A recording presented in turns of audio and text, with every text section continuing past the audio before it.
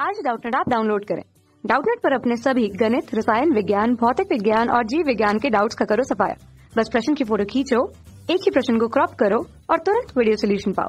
अभी डाउनलोड करें। नमस्कार दोस्तों, दिया गया प्रश्न है, किस दिशा में दो सदिशों का अदिश गुणन अधिकतम होगा जब दोनों सदिश पहला दिया गया है समांतर हो, दूसरा लंबवत हो, तीसरा 45 अंश पर होते हैं और चौथा ए व बी दोनों। तो दोस्तों दशा पूछी हमसे कि सदिशों का अदिश गुना।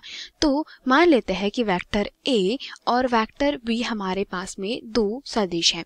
तो सदिशों के अदिश गुणन के नियम के अनुसार क्या होता है दोस्तों, जब भी आप क्या करते हैं, इसका डॉट प्रोडक्ट करते हैं, मतलब जब भी दो सदिशों का अदिश गुना करना होता है तो आपको इसमें कौन सा गुना करना होता है, डॉट गुना करना होता है। तो A dot vector A dot vector B जब आप करते हैं तो आपके पास में सदिशों के अदिश गुणन के नियम से क्या दिया जाता है दोस्तों, mod of vector A mod of vector B into क्या होता है दोस्तों, वह होता है कॉस थीटा। तो यहाँ पे दोस्तों कब दो सदिशों का अदिश गुना अधिकतम होगा, तो अधिकतम की स्थिति में दोस्तों यहाँ पर देखिए कि मॉड ऑफ वेक्टर ए और मॉड ऑफ वेक्टर बी को आप परिवर्तित नहीं कर सकते। तो यहाँ पे परिवर्तित क्या होगा, सिर्फ थीटा। तो कहने का मतलब है यह है दोस्तों, इन दोनों सदिशों वेक्टर ए तथा वेक्टर बी की स्थितियां जो रहेगी वो क्या करेगी, निर्धारित करेगी जो आपका अदिश गुना है वो अधिकतम कब होगा। तो मान लेते हैं कि दोस्तों ये वेक्टर ए है, ठीक है, और ये दूसरा वाला जो है वो क्या है हमारे पास में, वेक्टर बी हो जाएगा।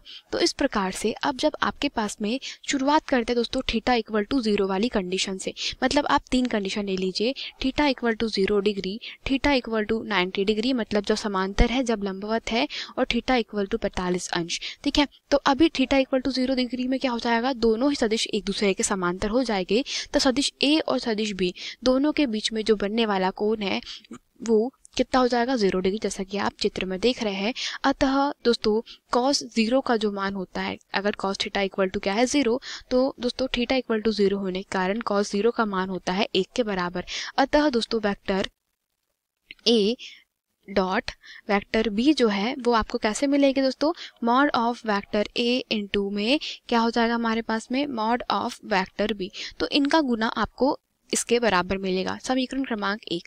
दूसरी परिस्थिति जब थीटा इक्वल टू कितना आ रहा है आपके पास में, 90 डिग्री। तो थीटा इक्वल टू 90 डिग्री मतलब आपने देखा कि दोनों सदिश कैसे है, परस्पर एक दूसरे के लंबवत कर दिए। मतलब सदिश ए जो है उसके कुछ इस प्रकार से रखा गया है और सदिश बी जो है उसे किस इस प्रकार से रखा गया है, ठीक है। तो दोस्तों आप इसका स्टार्टिंग पॉइंट यहाँ से मान सकते हैं। तो सदिश ए और सदिश बी जब दोनों आपस में लंबवत है तो इनके मध्य का कोण थीटा इक्वल टू कितना है दोस्तों, 90 अंश है। तो इस स्थिति में क्या होता है दोस्तों, कॉस 90 अंश का जो मान होता है वो होता है 0। अतः दोनों ही सदिशों का जो अदिश गुना है, ठीक है, वो क्या हो जाएगा, vector A dot vector B.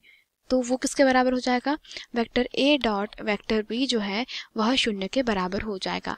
अब हमारे पास में अगली जो कंडीशन है वो कौन सी कंडीशन है, तीसरी कंडीशन है, जिसमें थीटा का मान कितना हो जाएगा, 45 अंश। तो थीटा इज इक्वल टू 45 अंश मतलब क्या होगा कि दोनों ही सदिशों के मध्य में बनने वाला कोण जो है वो कितना हो जाएगा, 45 हो जाएगा। मतलब अब हमारे पास में क्या है, सदिश ए और सदिश बी दोस्तों 45 अंश के कोण पर एक दूसरे से विभक्त है, ठीक है। तो यह सदिश ए है और यह सदिश बी है। तो अब इन दोनों के मध्य में बनने वाला कोण जो है वो कितना हो जाएगा, 45 अंश का हो जाएगा। अतः यहाँ से क्या कहा जा सकता है कि सदिश ए और सदिश बी का गुना जो हो जाएगा वो क्या हो जाएगा, अदिश गुना सदिश ए डॉट सदिश बी बराबरी से सदिश वेक्टर ए का मॉड और वेक्टर बी का मॉड इंटू कॉस 45 अंश। तो कॉस 45 अंश का मान होता है 1/2। तो यहाँ से ये वैल्यू पुट करने पर आप पाएंगे कि आपको जो मान मिलेगा वो किसके बराबर मिलेगा, वेक्टर ए का मॉड के इंटू में वेक्टर बी का मॉड के बटे में करनी 2। तो यहाँ पे आप देख रहे हैं कि दोनों का जब आप डॉट प्रोडक्ट अर्थात अदिश गुना करते हैं तो समीकरण क्रमांक आपने इसको क्या नाम दिया था दोस्तों, 1, ठीक है। दूसरे वाले का समीकरण क्रमांक 2 नाम दे देते हैं और समीकरण क्रमांक इसको हम लोग 3 नाम दे देते हैं। तो समीकरण क्रमांक 1, 2 और 3, ठीक है। तो इससे स्पष्ट है कि समीकरण क्रमांक 1 में है जो मान है वो सबसे अधिक है, फिर हमें मिल रहा है मान उससे कम 45 अंश पे, और सबसे कम जो मान है वो किस पर मिल रहा है दोस्तों, जब थीटा इज इक्वल टू क्या है आपके पास में 0 डिग्री है, मतलब ये वाली स्थिति में। तो हम यहाँ से क्या कह रहे हैं कि दोस्तों किस स्थिति में जो दो सदिश है उनका अदिश गुना अधिकतम होगा, तो वो स्थिति होगी विकल्प क्रमांक 1, जब दोनों ही सदिश एक दूसरे के कैसे होते हैं, समांतर होते हैं। यही हमारे प्रश्न का उत्तर है। धन्यवाद। कक्षा 6वीं से 12वीं से लेकर नीट, IIT, JEE वो एडवांस के लेवल तक 1 करोड़ से ज्यादा छात्रों का भरोसा। आज ही डाउनलोड करें डाउटनेट ऐप या व्हाट्सएप करें अपने सारे डाउट्स 8400 400 400 पर।